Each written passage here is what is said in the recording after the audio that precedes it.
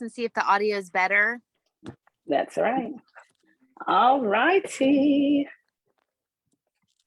All right. Welcome, everyone. Can you all hear me good? Yes.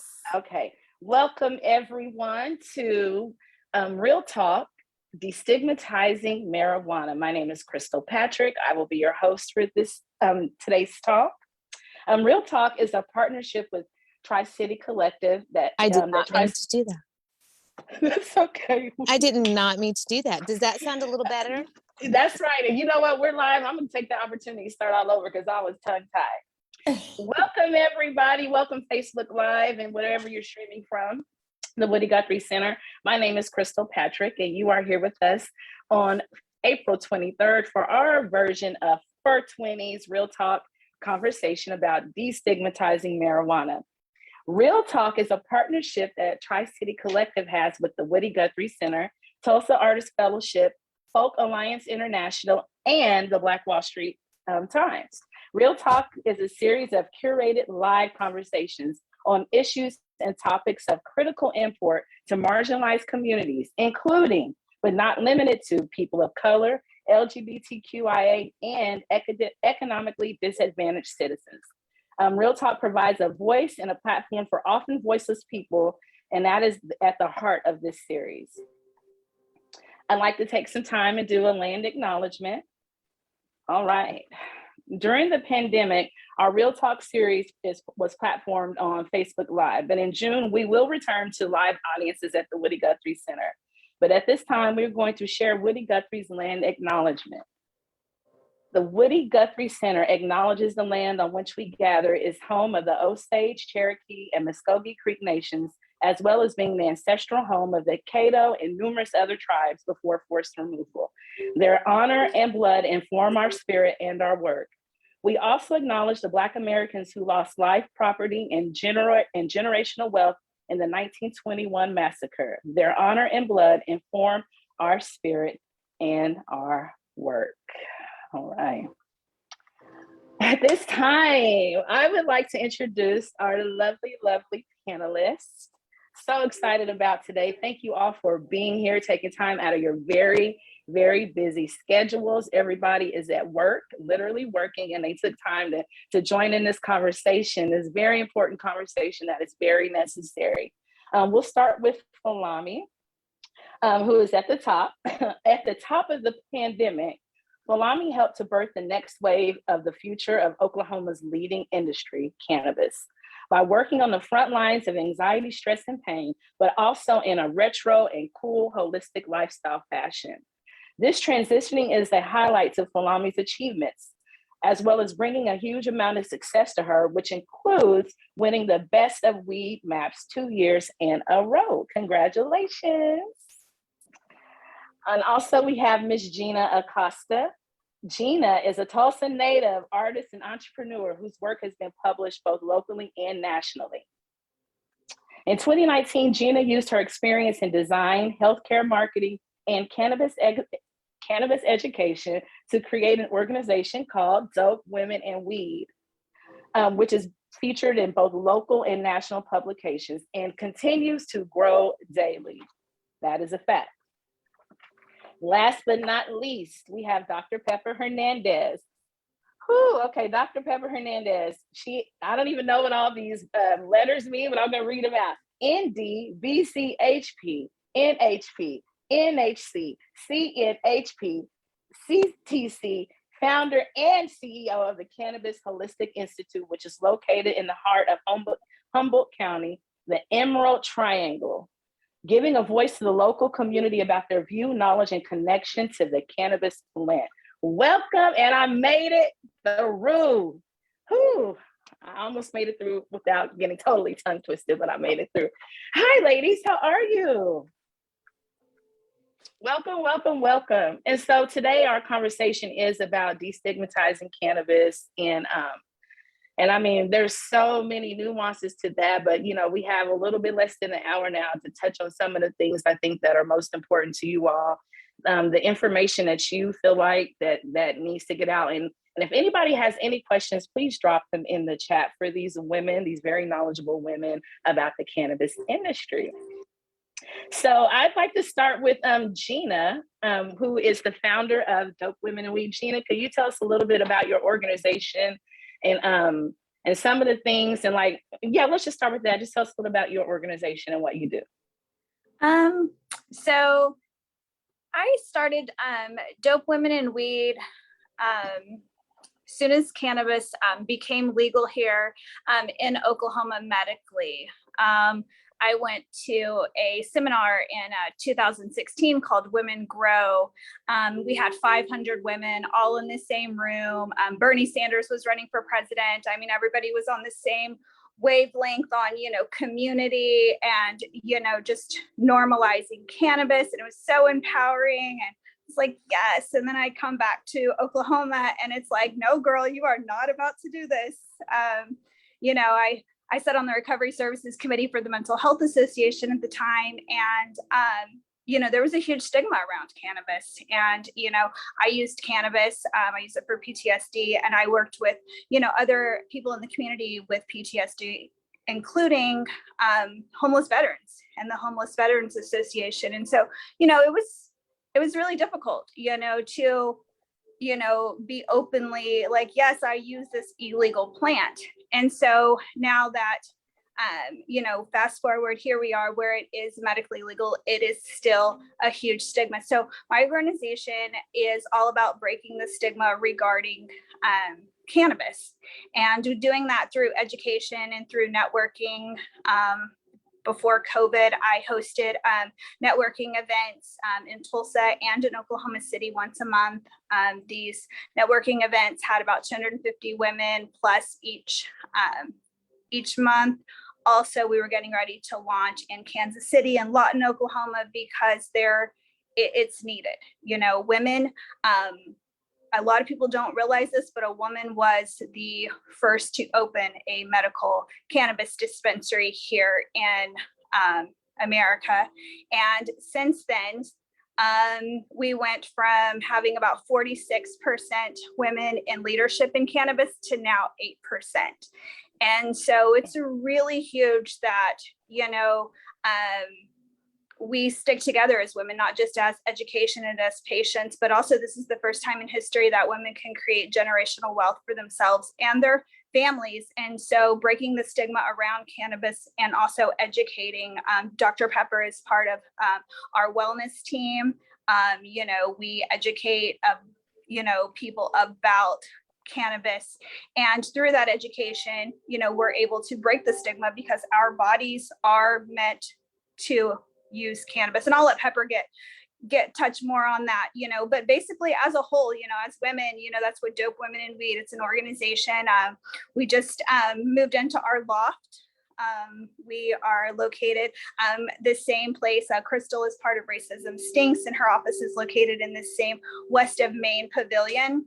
And downstairs, we're also building a wellness community center where we'll host doctor recommendations.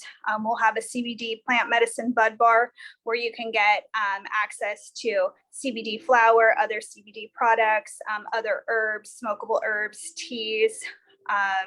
Also, every woman loves cute merch, so we'll have that. But we'll also have a classroom, an education space, a space where people can come who are interested in maybe learning about, CBD, maybe learning about THC, maybe they're users, maybe, they are healthcare professionals. So, just really breaking that stigma, bringing in our legislators, teaching them about, cannabis, just not only medically, but what it can do for the environment. So, there's a lot with cannabis.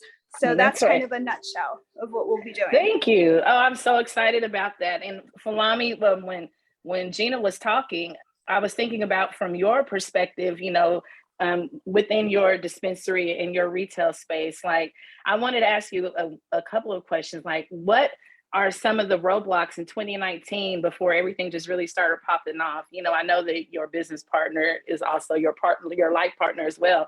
But as a Black woman, breaking into this business, like how did that stigma manifest against you? And even now, like with your, is there anything that you encounter being within the community, as far as the stigmatization? Can you speak to that a little bit? You're on mute. Yes, I'm sorry I was on mute from earlier. Yes, we are here. The Motherland is located on the north side of Tulsa, Oklahoma, just shy from Black Wall Street and all of the activities that happened then, and that energy is still here. So the stigma is quite large. It's so many people that have been displaced or disadvantaged in so many different ways, and so they're coming through our doors. And so what we have to do is break the stigma one by one, situation by situation, death by death. I mean, from just the actual moment that things happen, they're coming through the door before and after. So it's just an ongoing process. And one of the things that we like to bring to them is an environment. If you can see, I am in the dispensary, and this is one of our corners of the room, and it's more like home. That's what we want. Our slogan is welcome home. We want people to feel at home and to really break the stigma by what they see, how they feel, how they look, because all of these things matter when it comes to your mental, like Gina was saying, it's very important. So we often deal with, I'll give you one example of one of the things that I cannot do. I can't sell glass in my dispensary to save anything. They don't want glass in this area. And that stigma is attached to another drug. And so with that, the people who want to come and get, their cannabis and smoke out of these cool products, I can't even put them on the shelf because they'll sit and they'll collect dust. So that just give you a minute stigmatism that is like quite large here. But yeah, the main thing for us is really just kind of breaking these walls down one by one. We often have people that are coming in here with multiple tragic situations, from, just getting hit by a car, from getting stabbed or raped. And all of these words have been said to me personally. You know what I'm saying? We also like to break the stigma with the feeling, the vibe, the love. We're all love here. So we even had on our spin the wheel, get a hug by the owner. And there was a grown man who wanted that hug that day. So I'm getting a little emotional because this talk it's something that we need to have. And it definitely is something that is really difficult. Being a Black owner here as well. It's something that we have to constantly break walls down just in the world alone and what we're already dealing with. So we have layers, multiple layers of just, stigmas on ownership, stigmas on the patient coming in, and just all of those things combined. It's a tall order, and it's a full day's work. Yes, thank you for that. You caught me off guard when you talked about people coming in after experiencing traumatic events. You know what I mean? And that's something that I didn't even think about. And Dr. Pepper, like, that goes to the work that you do. Could you kind of introduce yourself to people who do not know who you are? And I can't believe that I've only met you in the last year, because you, like, really, when you talk about breaking the stigma, all of you all together are doing a combined work to help do that. It's so important. But could you speak to some of the work that you do? And yeah, I'll just let you go. Thank you, Crystal. Hi, ladies. Thank you so much for being here today. I'm so honored to be here on this panel with all of you. You're amazing women. So I am a naturopath, a transpersonal psychologist, and a cannabis therapy consultant. I have been in the cannabis world for 12 to 15 years. I have been working with cannabis on my own physical body. That's how it started. I survived what I call the cancer scare. And I don't give it an actual diagnosis or name because I was only scared by that. But I got right through it, and using non-psychoactive cannabis, which is where I seat, all of my research around, I was able to heal myself within 6 months of just juicing cannabis. I have been using cannabis for the last decade for my seizures. I am an epileptic, and besides those things, which pull me really close to that female plant, I also started the Cannabis Holistic Institute, which helps train professionals in the either health and wellness world, cannabis world. We've opened it up to the cannabis world recently, but we train professionals in learning how to use different cannabinoids and different terpenes for different body systems. And then it's not just that, we go above and beyond that for application method and dosage. So we're really looking at everything being medicinal, no matter if someone's just using something to microdose a puff of some really amazing pineapple kush or something to get a little bit more relaxed. That's medicinal to me because they're altering their state of mind and their consciousness. Or going all the way to that other spectrum of people who are using it for chronic pain and, you know, and cancer diagnosis and Crohn's and MS. So all of this is medicinal to me. And I have spent, like I said, over a decade really dialing into more of the nerdy specifics of cannabis science. So I'm kind of on that end. I'm a researcher. I am a physician. I am a patient, but I'm also a journalist. So I write on topics that are research based, not opinion based.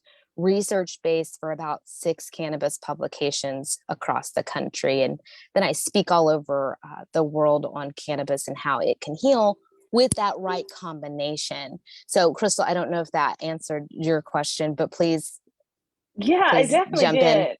I was sitting here, and anybody can jump in at any moment, please do. I was just, as you were speaking, and I was thinking about, you know, we talk about the stigma and like, and my initial intention was to try to like kind of deconstruct the stigma, but I don't feel like that even at this point. I'd rather you talk about like the benefits of cannabis use, like especially like for mental health. Like I don't want to spend a lot of time on the why, because we know the why, and like we can talk about how people can get activated into, you know, addressing the why, like, you know, writing your legislatures, things, boots on the ground, things that you can do. But for people who are watching this, who really just think that that everybody just wants to sit around and get high, like I really want to bring out the whole point of the mental health piece, because as someone who has been prescribed like prescription drugs that completely altered like my physical and mental state, and not in a good way, you know what I mean? It just completely altered my personality. And when I think about kids and teenagers and things that they're dealing with, and kids, and I'm definitely not a doctor, and people have to do the best they can for their kids. But for me personally, you know, I never put my kids on ADD and Adderall and all of those things, but I was given all of those meds, and so I just want to like for you all to talk about like your perception of you know, educate the people, because that's really what this is about. Cannabis education. The more you know, like the more informed you are. The stigma by a byproduct of that will, you know, lessen and eventually go away. But people just aren't educated. And so if you all could speak to that, maybe Gina, you want to touch on that a little bit? Why cannabis education is so important? Yeah, especially in Oklahoma.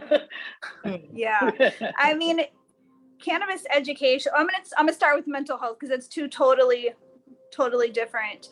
But for mental health, you know, I hear people in the community saying, "Oh yeah, they're just, you know, sitting around getting high, smoking blunts, you know, not doing anything with their life," and the people they're referring to are people living in poverty, people that are struggling financially, people that, you know, are, you know, going through generational trauma.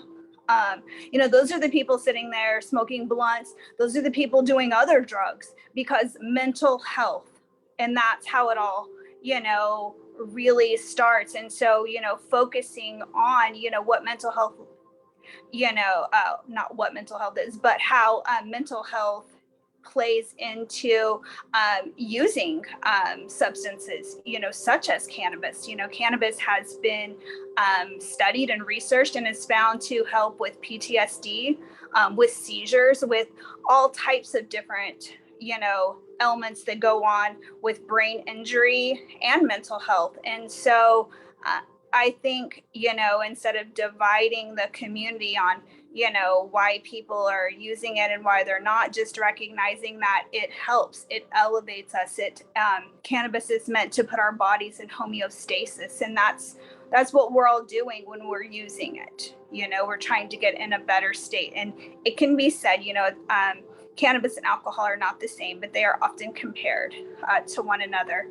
However, when people are out and they have anxiety and I need a couple drinks to loosen up, cannabis use that's what I use cannabis for, is, what I'm saying, to loosen up, to be, the best person of myself that I can be. And that's, I think where we all are really trying to get. And mental health is one of those things where there's a stigma around mental health. Having mental health has its own stigma. So now, we're fighting the mental health stigma and the cannabis stigma, and I see it all the time. And I have PTSD, and that's personally why I use cannabis. And I've been on prescription drugs. I've been on medications. I've been, in psychiatric facilities trying to get help.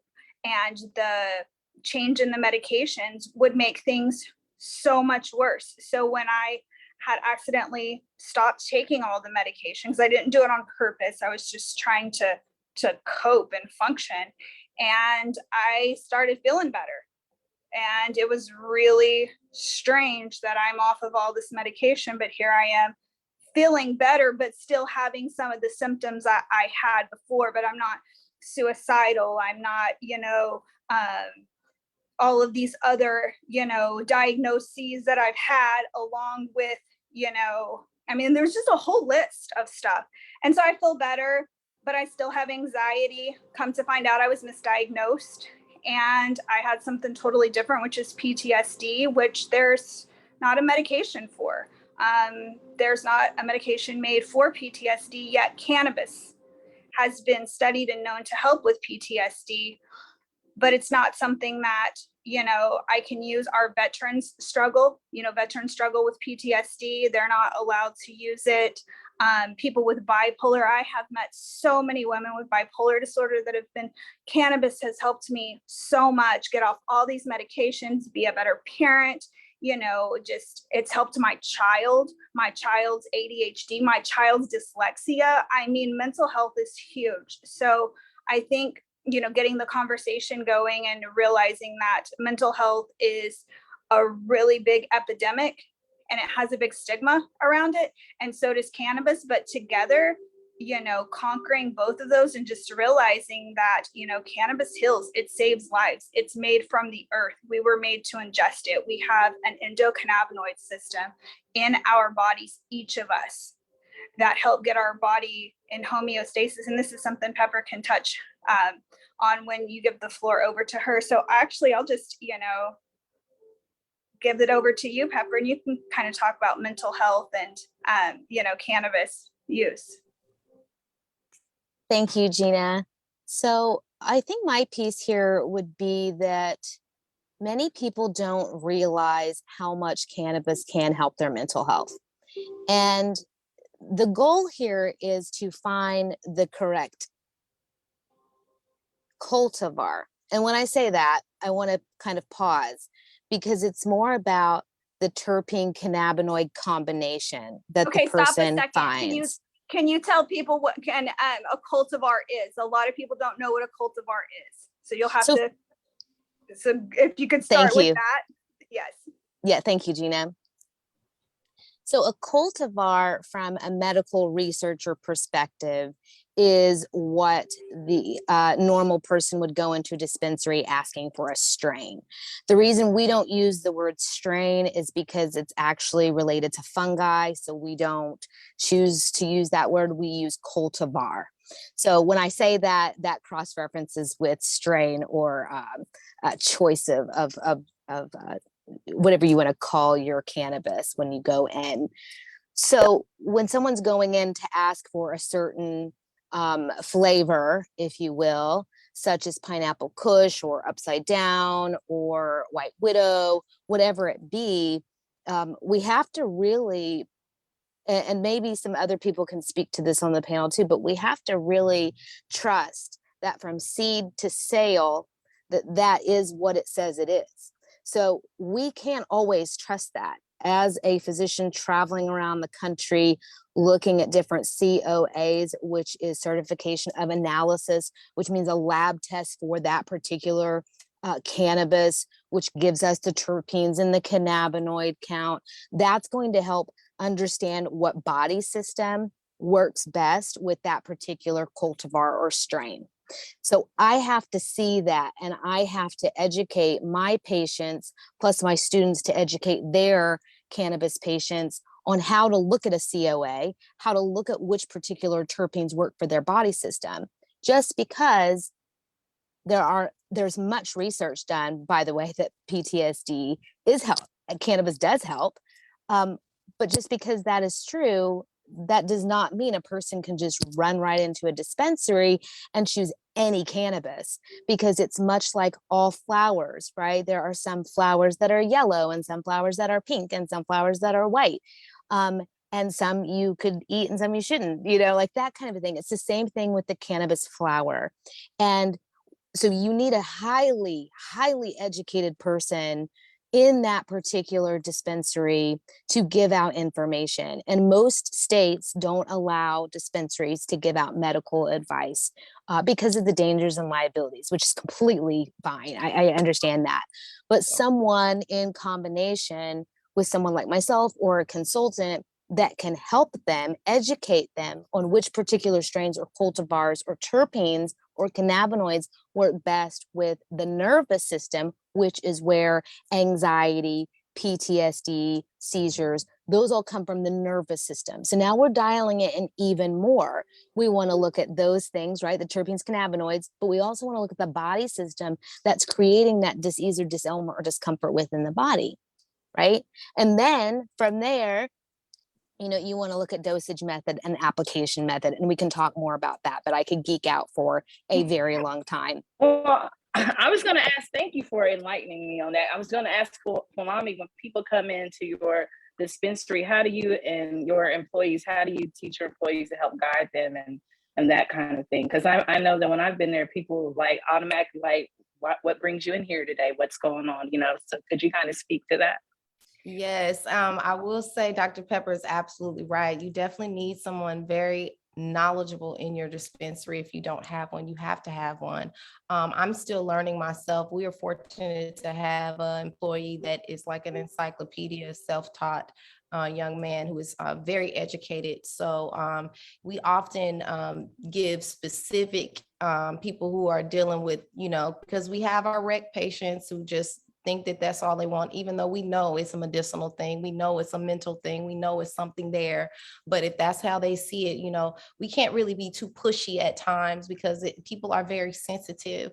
But we do have certain strong illnesses, and so we go to him and we ask him to help. But we do have a lot of different things that can help educate people. One of the things we have is a survey. We'll have the cultivar, a list, and they could actually select, the things, check off a box and say, how did they feel? What happened? So to so and so, and they can look through the book. And so if someone else comes in and they say, oh, I think I want to try this, they can go back and look at that book and see what other patients have said. Another thing we do is what OMA may have for compliance is basically having specific things on a card that lists the flowers, flavor, and all the different parents, and the terpenes. We have our terpenes in order of potency. So they understand that once they start to get into it. We also like to give them journals. I just gave out journals for 420 so that they can start documenting some of these things. And it's just an open journal. And I really have to talk to people like really in a way that they can be comfortable, because some people don't want to be told all these different things. They really kind of just want to come get what they have to do and deal with their emotions. So I subtly give off this information that's needed. And then when they come in and it's specific, then we can kind of say, hey, but to go back to what you were saying about, what are the things and how do we open the conversation for education? How do we feel about that? I feel that it's very important to know about this this flower, this wonder flower, because like the word said, it's a weed. There's a billion weeds out there, and they want us to keep killing these weeds. And it's basically, coming from a green standpoint, from my perspective. And there's more foods, and there's more herbs, and there's more things that open the door. So once you learn and see, oh wow, that there is terpenes and they can be so specific. Well, there's more plants that are very specific too. And there's a lot of things that you have to add on with just taking the cannabis. So we talk about water consumption here. We talk about stretching every day, a real holistic aspect to it, because you take this one plant, you learn about it, you start to get involved, and then I can start throwing other stuff. So that's what I like to use with the education. And then I'll just keep dropping these seeds. And then eventually, the patients continue to keep coming and they feel so comfortable. And then I can actually have a deeper conversation with them about how they think they can actually counteract the things that they're dealing with without being so invasive.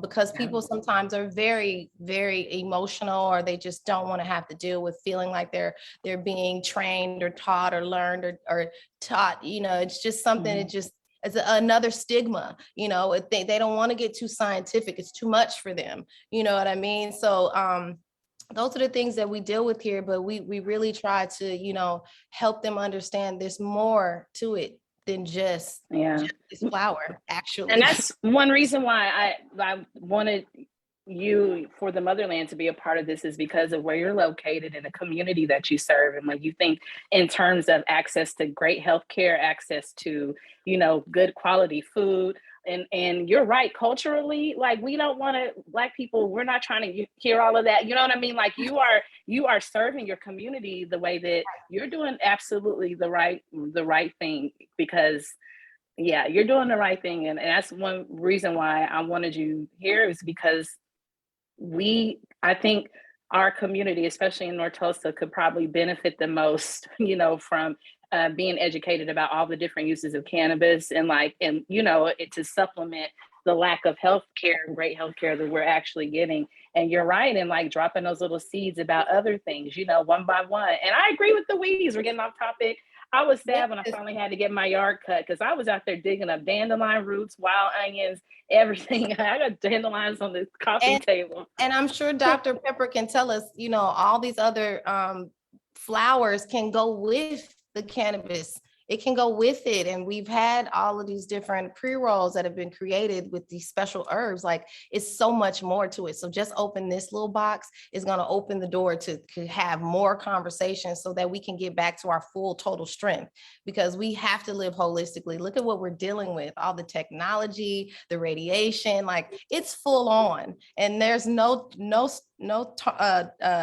stone left unturned. So we have to combat it just like that. Very well said.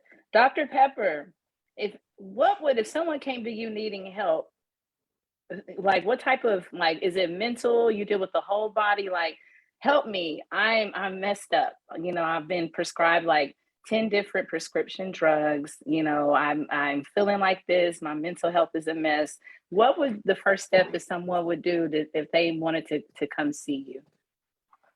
Well, this is a great question, and I get it often, but the way I go about medicine is holistic approach, always, because we have to look at the mental, physical, spiritual, and emotional components, or we have left something out, and it will come back with a vengeance that we have not looked at it, right? For example, everything is energetic, and then it's manifested physically. So we can eat well, we can exercise, we can smoke the right cultivar, we can do everything we want. But if our home life is suffering, or we're in an unhappy relationship, you are going to see it. It's going to happen. It's going to be right in front of your face. And it's even more pronounced because you're doing all of these other things. So when someone comes to me, I think the first question I really ask them back is, are you sure? Are you sure you're ready? Because this is deep work that we're working on. And it's mental, physical, spiritual, and emotional. So when I say that, we're talking yoga, we're talking breath work, we're talking sonomic therapy, really looking at your body. Where is that dis-ease, dis-ailment, discomfort being held?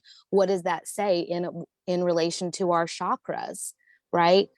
All of that is pretty intense, but I luckily gravitate towards people who are ready and they're really wanting to go in and do that deep work, men or women, or anything in between, right?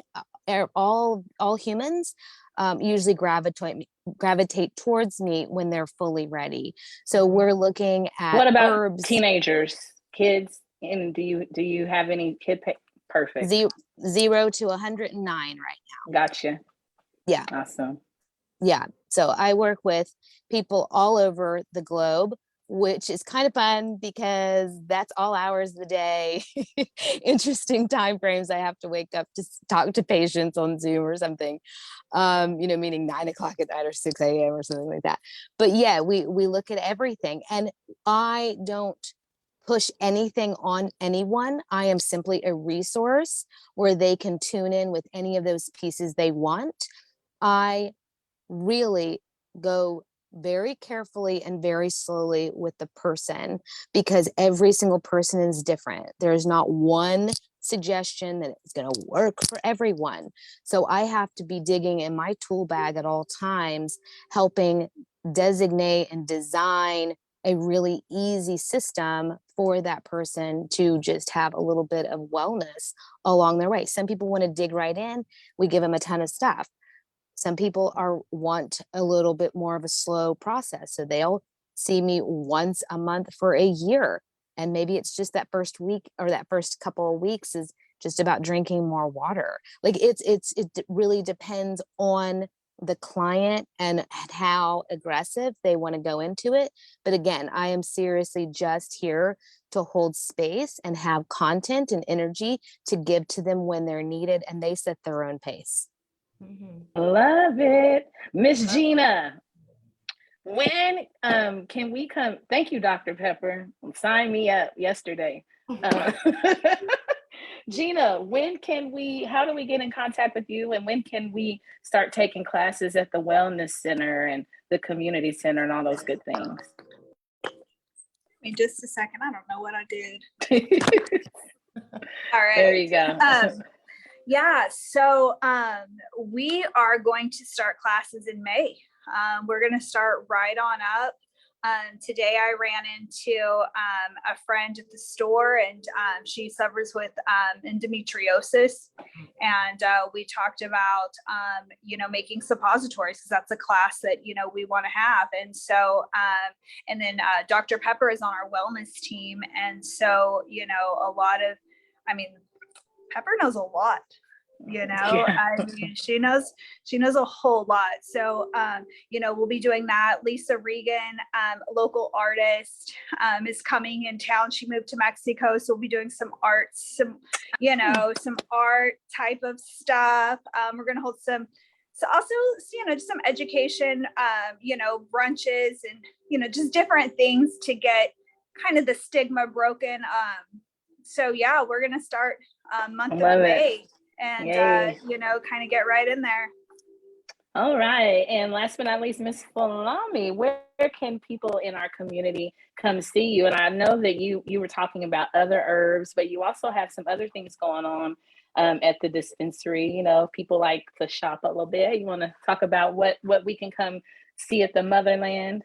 Yes, well, first of all, it's just a sight to behold. It's something that's very different. I've traveled all over the world and going into coffee shops, because I don't really think they even understand the term of dispensary there, unless it's real, truly medical, because it's been recreational for years, so to speak. But yeah, just going into those environments and feeling like it was just a cool vibe is what you can come and get.